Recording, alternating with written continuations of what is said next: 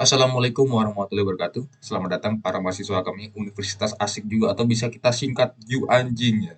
Ya, di sini kita akan langsung saja mempelajari suatu studi kasus menggunakan Python. Ini tentang pemrograman fungsional ya. Di sini kita akan mengimplementasi dari studi kasus deret bilangan Fibonacci di mana kita punya rumusnya nih. Kemudian kita implementasinya ke pemrograman itu sebenarnya bisa saja dengan implementasi biasa, dengan statement biasa begitu. Tetapi di sini kita akan menggunakan disiplin ilmunya yaitu generator. Jadi langsung saja kita ke videonya selengkapnya ya. Ya langsung saja kita opening aja.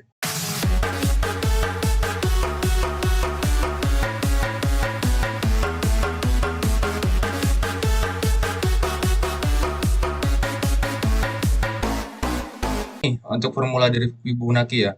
Kita singkat saja sebagai F ya. Kita fungsi F dengan parameternya adalah n. Ya, seperti matematika ini sebenarnya kan F itu biasanya fungsi dan juga n ini sebenarnya kayak angka gitu ya. Di sini kita sebenarnya kita langsung saja ke formulanya dulu ya atau rumusnya.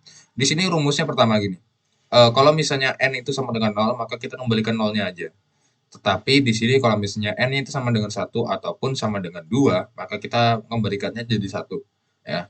Dan kemudian di sini kalau misalnya ini kalau misalnya else berarti tidak dengan yang di atas ya. Dia n-nya itu tidak dengan nol, tidak sama dengan satu ataupun 2, maka dia akan melakukan rekursi di sini. Ya bisa dibilang dalam fungsi rekursi itu dalam fungsi dia manggil dirinya sendiri. Jadi ada loop dari pemanggilan fungsi begitu. Nah, di sini kita langsung masukin aja kalau misalnya kan bukan nol, satu ataupun 2, maka dia selain itu maka dia masuk sini, dikurangi satu ya. Jadi nanti akan ada penjumlahan di mana n-nya ini dikurangi satu dan dia masuk dalam fungsinya Fibonacci ini. Begitu juga dengan ini.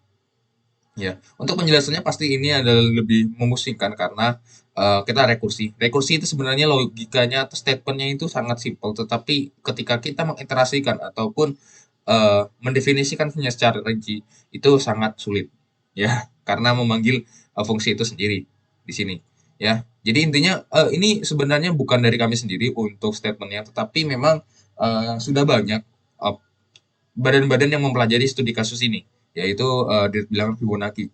Dan untuk generator sebenarnya kami melakukannya sendiri. Ketika pertama kami ambil saja rumusnya dan juga kami implementasikan saja di sini.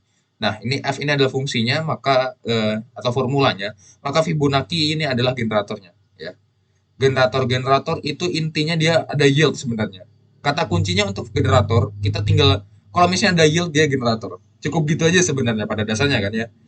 Tapi intinya untuk di sini kita menjadikan apa yang diiterasikan atau apapun yang dijalankan oleh fungsi ini kita jadikan sebagai bisa dibilang seperti objek iterasi ya. Kita jadikan itu sebagai objek iterasi sebenarnya. Kalau misalnya kita coba ya langsung ya. Ntar, ini kita tutup dulu sebenarnya. Kita X dulu. Nah, kita coba nih. 2 gitu. Atau sebenarnya 9. Nah, dia jadi generator objek Fibonacci ya. Generator objek oleh ini dan ini. Jadi selain nggak hanya kayak sebenarnya sih bisa aja pakai list comprehension yang dimana setiap ininya ya, setiap data-datanya itu langsung bentuknya kayak list seperti begitu ya, karena list comprehension kan. Tapi di sini kalau misalnya generator dia dijadikan seperti ini. Ini ibaratkan kita punya banyak data, datanya kita jadikan hex begini, format hexabinary kalau nggak salah ini ya. Ya. Jadi ini dengan begini kita secara teori kita mengurangi kekuatan komputasi lah. Jadi nggak terlalu banyak. Seperti kalau misalnya list comprehension itu sebenarnya kan ngurusin data banyak, ya, ngurusin data banyak. Tetapi kalau misalnya di sini data-data banyaknya kita jadikan rar, istilah kata begitu. Kita langsung saja lakukan pembuktian. Nah, di sini kan kita sudah jelaskan formulanya seperti apa dan di sini ini generatornya. Kalau misalnya generator cukup mudah saja pada umumnya dia ngambil range-nya dulu. Range-nya ini kalau misalnya di generator kita nggak bisa ngambil dari nol ya, karena ini kita nggak ngomong-ngomong soal list. Kalau ngomong soal list kita bisa batasi range awalnya itu satu.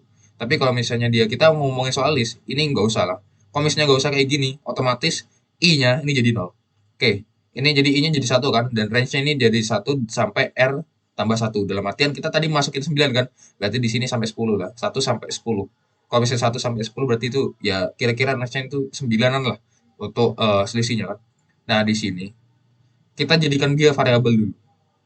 Kita jadikan variabel, mau jadikan variabel ataupun langsung saja itu bisa, terserah kalian. Tapi untuk di sini lebih mudahnya kita jadikan variabel dulu. Kita manggilkan ini Fibonacci R ini sebenarnya range. Jadi range-nya ketika mau udah masuk sini, misalnya ini masuk 9, maka nanti ini kan 10. Jadi nanti Fibonacci-nya akan dibuat dari 1 sampai 10 kan? Ya, berdasarkan dengan I-nya kan. I-nya kan 1, kemudian range-nya itu 10. Jadi nanti akan diterasikan 1 sampai 10 kan. Nanti dibuatlah untuk Fibonacci-nya. Gitu. Nanti di yield X berarti generator. Kita langsung buat per datanya itu generator ya. Maksud saya itu begini. Jadi kita punya RAR-nya, kita masukin data-datanya. Kurang lebih begitu. Nah, sebenarnya sih hasilnya cukup begini saja. Ya, untuk deret Fibonacci secara teori pasti dimulai dari 1 dan kalau misalnya 9 dia 34. Jadi ada perhitungannya sendiri dan rumusnya sendiri dan banyak itu di Google, kalian bisa langsung lihat saja. Tapi untuk implementasi pemrograman apalagi disiplin ilmunya generator cukup begini saja. Ya.